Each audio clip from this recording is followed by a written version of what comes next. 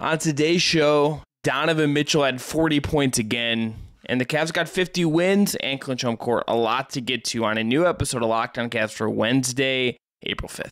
You are Locked On Cavs, your daily Cleveland Cavaliers podcast.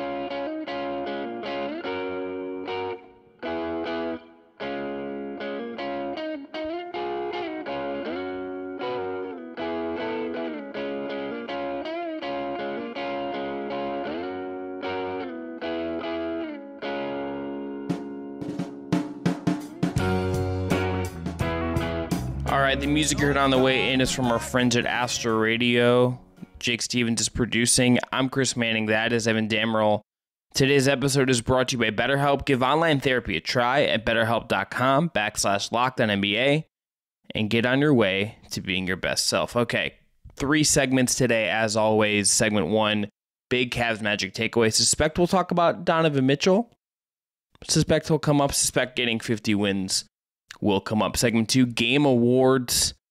Segment 3, we'll talk about Isaac Okoro because he is still out, and we'll talk about what the Cavs are missing when he's not there. Want to also say that my beef for us not having episodes the last 2 days, things are a little weird. I'm in the different location, if you're watching on YouTube, that I said I would be at sometime for a little bit longer, about another month. And then we'll be all set up and ready to go. But Evan, what's going on? Not much, man. You don't really owe anyone any explanation on what's going on. If we were, as long as you're here, yeah, and we're talking Cavs, is all that matters. Yeah, I got really excited about that Barbie trailer today. Really excited for that. It looks fun. Speaking of cinema, the Mario Brothers returns are not surprising. I will not be seeing that. I will not be seeing that movie. At least in theaters. I will not be going in looking theaters. forward to it. So I will be seeing Air though. All right, let's get into this game. So let's start with the team first, Evan, because I think that is kind of the more bigger picture thing here. We'll talk about Mitchell, but 50 wins, and they've secured home court in the first round. This is obviously like not just the first time they've made the playoffs with LeBron, but even longer now that they've now won 50 games without LeBron. They locked the biggest advantage they can have in the first round is getting home court. Like that is just going to matter against the Knicks. And look, it is an accomplishment. You can quibble about like, oh, should they have been better? Should at times they've been sharper the last couple weeks. I don't think that's wrong to say that they haven't looked as sharp and maybe as precise as they have at times this year the last couple of weeks. But this is the team that has now won 50 games, has one of the best net ratings in the league, if not the best net rating in the league, one of the best defenses in the league, if not the best defense in the league. This is a real accomplishment for a team that fizzled out in the play-in last year. That obviously Donovan Mitchell is playing the best basketball of his career. They're getting great seasons from a lot of different guys. They've accomplished something, and obviously we'll get into the playoffs. We'll see how far they go. We'll nitpick here and there, all that stuff. We'll see where this ends up this year. But I think in this moment, this is a team that has done something really, really cool. Yeah, really, really cool is a good way to put it. This is the 12th time the Cavs have hit the 50-win mark. They could obviously go as high as 52, depending on how these last 2 games of the season go. Orlando now has nothing to play for after losing to Cleveland tonight, so maybe we see a different game on Thursday. Same for the Cavs, because JP Bickerstaff said that Cleveland would kind of start scaling things back and giving guys proper rest and the time to rest before the playoffs. So maybe we see more of Sam Merrill, Mamadou Diakite, Zamboli, Danny Green, whatever, down the stretch. But just in the grand scheme of things, this is the 4th time ever the Cavs have hit 50 wins or more without LeBron on their roster. This is obviously the first time they made the playoffs without LeBron on their roster since the 97-98 season. It's the first time they've had home court in the first round since the 95-96 season without LeBron. These are a lot of just small milestones that this Cavs team keeps hitting. And like you said, just comparatively to last season, the Cavs were scrambling at the very last second and losing a lot of these games, whether it's against Detroit or a hapless Magic squad that really just bit them in the butt down the stretch. And you see them taking care of business. You think you see this is a very good Magic team, I'd say. They play very well considering. And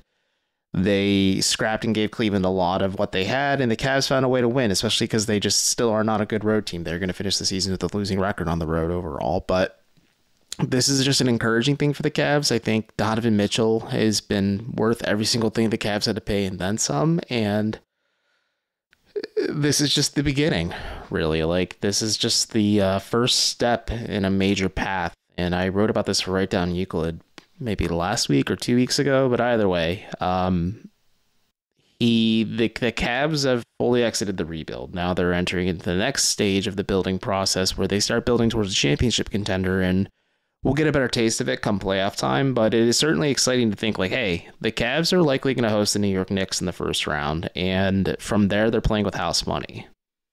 Yeah, and I don't know how much they would define it as house money. Like, I think to hit on Mitchell, this is a guy that I think all year has been playing with an edge, has been playing with a purpose, has gone out to prove a point. You could even see in this game, he's just like I think like just kind of dragging them at times to just like be a little sharper, be a little more focused, lock these games down. I think that has been a real through line of Mitchell's season. Like, this is a guy that has now had 40 points in a row in 4 straight games. The last player to do that was Harden in 2018-19, according to the broadcast. He is he should be a lock for All-NBA. I think he should be on the first team. If I had to vote, I think he should be a first-team All-NBA player. It's going to be the first time he's made an All-NBA team in his career. This is the best basketball he has ever played, and it's so much of a story of how the Cavs have fueled of where they've gotten. He is providing the edge. He is providing the sharpness at times. He is the one, I think, like really pushing this team in the direction. There are other great players. Garland is the one who stirs the drink. Allen, they need Jared Allen. Evan Mobley is like a budding two-way superstar. Donovan Mitchell is the one this year that has been the driving force of so much of the team's success. And this is just like, he's finishing up this amazing campaign, and it is fitting on that where they get 50 wins, where they lock up home court. He's the one who hits all the big shots. He's the one who drops 40 points. He's the hero of the night. And it makes you appreciate, I think, how talented Donovan Mitchell is as a player, because he does make these 40-point games seem like second nature and almost effortless at times. And we know he's a big level player. We know he has the ability to step up when teams need him to, but he has had to have stepped up for the Cavs quite a bit this year. And this recent stretch where he's had 4 consecutive 40-point games or 40-plus point games rather, is just another indication of that. And I absolutely agree with you. He's playing the best basketball of his career, period. I think it's just still crazy to think that he is tapped in a little bit more defensively. I agree with you. He should get all NBA honors. I don't know how it's going to pan out, but he should definitely be on one of those 3 teams. And if I had to vote, I'd vote him for first team as well. But it's just been a sensational year. And I think for me, what impresses me most is the guys you mentioned as well, whether it's Jared Allen or Evan Mobley or Darius Garland. All 3 of those guys are young budding stars, and they're trying to prove the place and where they belong in the league.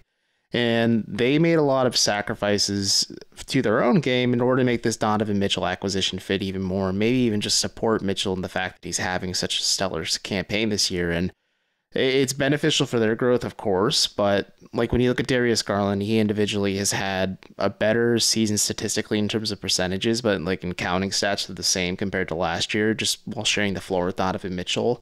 Evan Mobley has really started to gel, like you said, and show his elite two-way potential, and I think plays really nicely off Mitchell. And ditto for Allen, who is just still a defensive monster and is also just a reliable safety valve for the Cavs, and especially Mitchell to use as a playmaking partner. And it's been a topic of debate for a while, but the Cavs are kind of peaking at the right time right now, and I think they are hitting their stride in the right way, where they are carrying a lot of positive forward momentum into the playoffs. Like they're not like stumbling into the playoffs, or it's not like the end of last season where I have that recency bias where they're like, oh, they're struggling, and the Nets game I didn't expect them to win, but like the Hawks game, they came out hot, then just completely flattened and lost that game in the play-in. Whereas this one, I feel a little bit more comfortable saying like, okay, yeah, the Cavs are in the right place, like mentally and clearly physically for the most part, sans Isaac Okoro, heading into the postseason.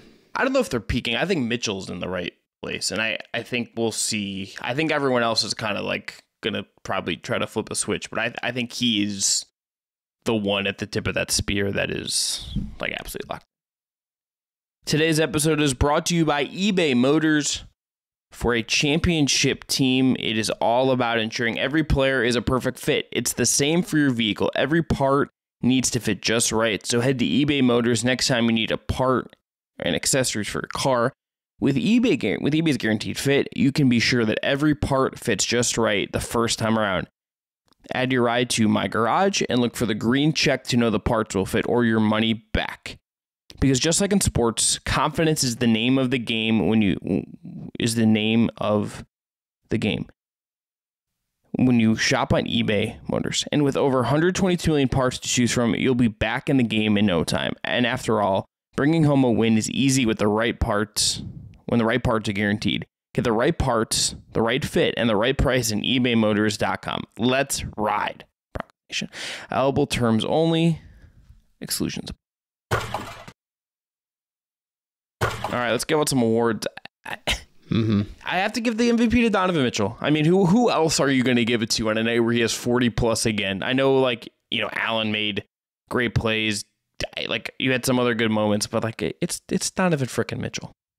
Yeah, I agree with you. It's by and far Donovan Mitchell. He is the engine for this Cavs team offensively. But I think if you wanted to give an audible mention or the MVP runner for this game, you can make a case for Caris LeVert because things were sticky in the first half against Orlando. The Magic were showing a lot of that youth, length, athleticism, shooting prowess for sure. And LeVert just kind of was malleable once again. He came in off the bench for the Cavs and provided them a 3-point shooting spark. I mean, sure, the first one was one of the uglier shots I've seen, but then he looks completely comfortable on the second one. And I think that's just kind of how this Cavs team works. They have found their 1 through 5 in terms of the starting lineup, but LeVert has really meshed well as a sixth man for this team. And who knows if it's a contract year? Who knows if it's just this year is just working for him? But if the Cavs are able to somehow contain this version of Caris LeVert and apply it to the remainder of this season and next year, it's perfect for them. And that's just kind of who I would have to give a shout out to if you don't want to say Mitchell was the MVP in this one, but you're kind of lying to yourself. Don't think he is. Yeah. All right, Evan, what's your play of the night? So it was Jared Allen's pretty big block on Markelle Fultz. That was a bit of a momentum shifter. Like I said, this game was a big win for Cleveland, but it was a tight one for sure. The final score being 117 to 113, but Jared Allen getting that block on Fultz just really shifted the momentum back into Cleveland's corner. And you're okay, yeah, the Cavs can smell the blood in the water a little bit. They're stepping up defensively and then letting Mitchell cook offensively. And Allen just kind of made the statement play of the evening to just kind of maybe rip the hearts out of the Magic and their fans. Yeah, I think that should be the play. The other one there's two other ones I would shout. I think number one, the Mitchell step back he hit on Jalen Suggs to kind of really ice this game was absolutely cold. I mean, Suggs defended it really well. He's in Mitchell's face. He doesn't really allow Mitchell to create separation, and it just didn't matter. Mitchell just sticks the shot in his face. There was also a really great Evan Mobley pass to Jared Allen in the dunker spot in the third quarter. Just really read and react. Catches the ball, immediately knows around it's going to be, makes the pass, 2 easy points. Stat of the night. Evan, I'll go first on this one because this is the one thing that I think is worth kind of picking at a little bit if we're picking nits coming out of this game. So rebounding has kind of become a little bit of a thing for the Cavs. I think we have to find a way to talk about it at some point. It's kind of it's not something we can do necessarily a full show on. It's really hard to make 30 minutes of rebounding talk, I think, compelling without getting really dry. Mm-hmm. But the Cavs, as they played smaller, have had some issues giving up a lot of offensive rebounds, and Orlando was no different. So Orlando was 13 offensive rebounds, leading to 14 second chance points.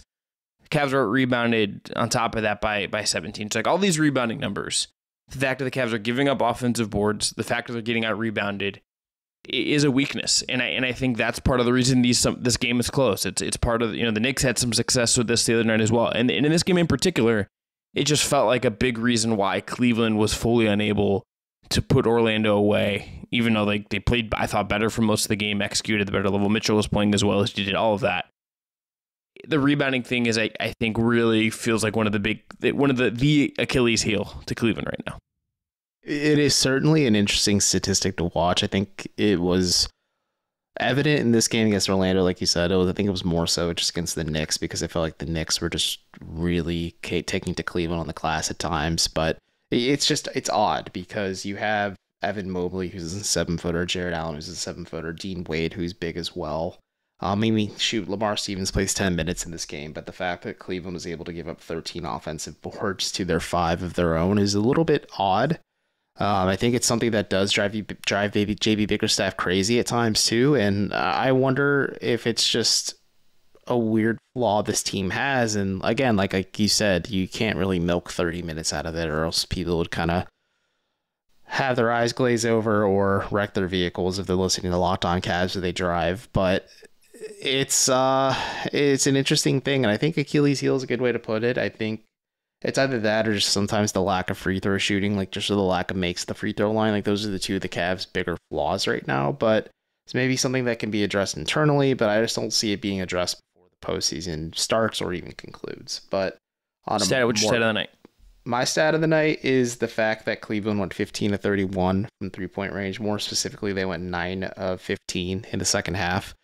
The Magic have a lot of size. They have a lot of length. They certainly did a good job making life frustrating for Jared Allen and Evan Mobley. And you saw the Cavs kind of respond a little bit just in terms by adapting their offense to relying on the 3-point shot. Sure, a lot of it's Donovan Mitchell going 5-9 or Karis LeVert going 5-6, but you saw 3-point shooting from everyone in the starting lineup except Jared Allen, and then you also got a 3-pointer from Ricky Rubio and Lamar Stevens as well. So the Cavs just at least being able to adapt to what the defense is giving them is super encouraging. And the fact that they're not like a A++ 3-point shooting team for them to have such an efficient night like this is really, really nice to see. Alrighty, that's it for our game awards. That is it for Cavs Magic. We're going to talk about Isaac Okoro coming up next. Today's episode is brought to you by FanDuel. The NBA playoffs are almost here, thank goodness. And now is the perfect time to download FanDuel, America's #1 sportsbook, because that's where new customers get a no-sweat first bet up to $1,000. That is bonus bets back if your first bet doesn't win. All you have to do is download that app. It is safe, secure, and super easy to use. That is, again, the FanDuel Sportsbook app. Then you can find everything from the money line to point scores and threes drained. I mean, you have the tight MVP race right now if you're interested. You have title futures. You have all kinds of really fun NBA bets you can have on there. And you can, they have exclusive bets too, like the 2x3, which is 2 3-pointers scored in the first 3 minutes in a game if you want to go that route. So, plus FanDuel even lets you combine your bets for a bigger chance at a bigger payout with a same game parlay, so don't miss the chance to get your no sweat first bet up to $1,000 in bonus bets when you go to FanDuel.com/lockedon. That is FanDuel.com/lockedon to learn more. Make every moment more with FanDuel, an official sports betting partner of the NBA. All right, so Isaac Okoro has now, I believe this is 4 games in a row. He has this lefty soreness the other night. As people may have heard by now, he says, JB Bickerstaff says that, he was asked, point blank if Okoro would be ready for the playoffs. Said he didn't know. Maybe that's being coy. Maybe that's just him being close to the vest. But the exact quote is, quote, "I don't have an answer right now, to be honest with you. We are trying to progress him. We'll see what happens. We always got to do right by him." He added that, quote, "We need to get him to a better place than he was. If Isaac doesn't play, it's because he's in real discomfort. We've got to make sure we're taking the steps to get him to a place of comfort and safety. That's more important. It's something we're just monitoring every day, and hopefully he continues to improve." Dean Wade has started the last 2 games in his place. They used Lamar Stevens before that. I'd say both of them, 2 mixed and interesting results. Karis LeVert ultimately gets a bulk of the minutes at the 3 with Okoro out. Evan, the big thing I think we've seen, particularly I think against the Knicks, but I think in this game as well, is Cleveland's point of attack defense just doesn't really exist unless Isaac Okoro is on the floor. Yeah, we have similar notes on this one. If Okoro just isn't 100% for the last 2 home games and the little brief respite they have before the playoffs, they are in a bit of trouble just having to contain guys like Jalen Brunson if they do host the Knicks in the first round of the playoffs. And not having Okoro out there is a big difference maker for sure, because like you said, he's just not the point of it, or rather the Cavs just do not have the point of attack defense from whether it's Lamar Stevens or Dean Wade or Karis LeVert or Jetty Osman or anyone really, unless Evan Mobley's feeling like stepping up and being spicy in that defensive development. But don't want to have that expectation just heading into things. And the lack of Okoro is certainly evident. Maybe at times against the Magic, it was especially evident against the Knicks as of late. But like you said, or rather like Bickerstaff said, it all depends on his pain tolerance level. It all depends on whether or not he just feels right physically. And the Cavs are a team that are patient and pragmatic when it comes to player health. So it doesn't surprise me they're resting him like this. I do wonder that if the playoffs started tomorrow, he'd play. If he's in that bad of shape, I think there's a little bit more concern to be had. But maybe the Cavs can afford to ride the wave without him. But yeah, just the point of attack defense is a mess. Like you saw it firsthand. Like Lamar Stevens got roasted by Jalen Brunson, or just the Knicks in general at times. He was like a chestnut on the open fire is how bad he got roasted by Jalen Brunson. He looked like a power forward playing small forward and being forced to defend primarily in isolation against a smaller, quicker Jacquard. Yeah, and it's like they clearly decided like hey, we're gonna like try to make this work and throw this guy on her, and it's just like they don't have the same skill set. There's similarities in their offensive concerns, but the real concern is just you don't have like another point of attack guy. And then you get to like where they've gone with Dean Wade. So Dean Wade is they've called him like kind of getting back to him a safety net. He played nearly 30 minutes on Tuesday, 1 of 5 from the field, all from 3. So 1 of 5 from 3, just made the one, but at least he's letting him fly a little bit more. Still just doesn't look to me like totally right. I think, I very much get why he would play over Lamar. I think the shooting and the threat of that is just real, and I think you do need that.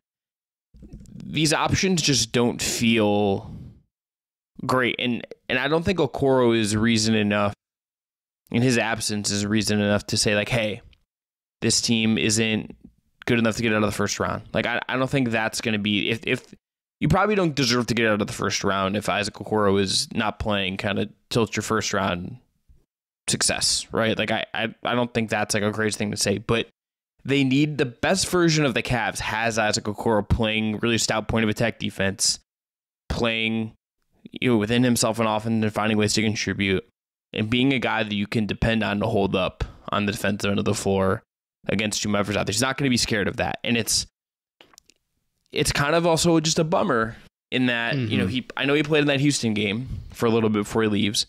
But like the last play in our minds is Isaac Okoro hitting a game-winning three-pointer and celebrating with all of his teammates who were ecstatic for him in Brooklyn. And there's not been a chance for him, which that felt like a moment to me, Evan. That felt like a moment of just like you wait around for times like that for Okoro. And it ended up being a situation where he like hasn't had a chance to build on it. And you're seeing him in like you're just seeing him on the sidelines. He's not practicing. He's just out of the flow right now. Yeah, and I think that's frustrating if you see a little bit of that plateau in the player development aspect, just because it's his first game winner. It's the biggest shot of his career professionally. And I think that is a fair point. I do agree with you that the Cavs going with Dean Wade over Lamar Stevens or even Jetty Osman in the starting lineup makes sense. I think keeping Karis LeVert as your sixth man and maybe getting him more comfortable in that role makes sense as well. And also just the size aspect too, at least with the Magic or even the Knicks, like there's a little bit of a biggerness to both of those teams. So maybe it makes more sense to plug Dean Wade in those scenarios too. But I think more than anything, with the 2 games the Cavs have left, I would assume Isaac Okoro doesn't play. It seems silly for him to play because they have everything kind of locked up at this point. That the Cavs continue to experiment to see like, okay, maybe we can find a little bit of juice or squeeze something from something else just in case Isaac isn't 100% come postseason time. And again, we don't know the severity of it. Like you said, Bickerstaff isn't going to fully reveal his hand, nor like really just because it's dangerous to like put speculation out in the ether in terms of recovery, maybe put that public pressure on Isaac or just any player to come back sooner than expected or whatever. But the public doesn't control basketball decisions at the end of the day. But it's just an interesting experiment because I would at least hope, if you're the Cavs, that like if the playoffs started tomorrow, Okoro is able to play. If not, like that's a lot more concerning for me because according to Bickerstaff, Okoro was dealing with this knee injury for a while. It flares up against the Rockets, and we haven't seen him since. He's just been wearing street clothes on the sidelines every single night. So we'll see where it goes, obviously, and we'll see how he's doing health-wise in about a week and plus when the postseason starts to get underway. 11 or 10 days from this episode actually dropping is when the postseason technically begins. So we'll see where he's at there physically, but for now you're like, okay, how serious is it? And I don't think we'll have like a clear answer until maybe when the playoffs come around. You're like, okay, is he available or is he not? If he's not, you're like, I'm a little bit more worried if I'm Cleveland. I do think they'll benefit, I think, from getting him. That extra week will do everyone some good, I think, just to get some rest, to get healthy. Maybe that means Julius Randle is back for the Knicks as well. But if, Mitchell gets some time to rest up, all those guys can let some stuff heal. And if you get a core back and he's right, that's a big benefit of that. That's not the reason. That's like the only reason you want to get you not be in the plane, but that's a very helpful reason not to be in the plane because you get a little time to relax. All right, that's going to be it for today. Thanks for making Locked On Cavs your first listen every day. This episode was produced by Jake Stevens. Now make your second listen game-to-game NBA. Every moment, every top performance, every result. Locked On Game-to-Game covers every game from across the NBA with local analysis only Locked On can deliver. You can follow Game-to-Game on Locked On NBA. That is available on the Odyssey app, YouTube, and wherever you get your podcasts.